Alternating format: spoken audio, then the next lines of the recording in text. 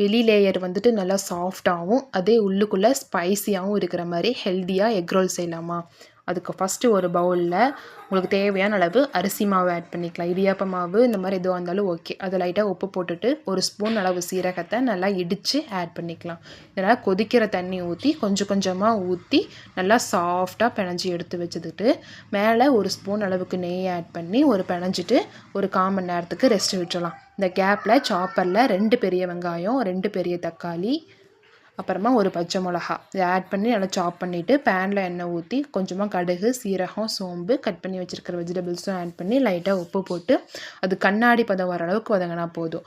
அதுக்கப்புறமா நான் வந்துட்டு ஒரு இஞ்சியும் பூண்டும் நல்லா இடித்து ஆட் பண்ணியிருக்கேன்.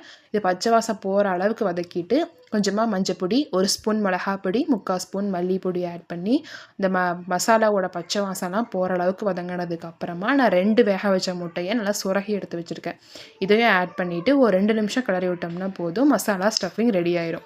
அப்புறமா ரெடி பண்ணி வச்சுருக்கிற அரிசி மாவை ஒரு ஸ்பூன் வச்சு இந்த மாதிரி குழி பண்ணிக்கலாம். கையில் வந்துட்டு எண்ணெய் தடவிக்கோங்க, அப்போ தான் ஒட்டாமையும் உடையாமையும் வரும். இது வந்து கொலக்கட்டைக்கு பிடிக்கிற மாதிரி நல்லா உருண்டை பிடிக்கணும். அது உருண்டை பிடிக்கும் போது உடையுதுன்னா நீங்கள் லைட்டாக எண்ணெய் ஊற்றி ரெடி பண்ணி வச்சுக்கலாம். இதை இட்லி சட்டியில் வந்துட்டு ஒரு 10 நிமிஷம் வேக வச்சோம்னா அவ்வளோதான், நல்லா சூப்பர் டேஸ்ட்டில் ஹெல்த்தியான எக் ரோல் ரெடி ஆயிடுச்சு. ட்ரை பண்ணுங்கள்.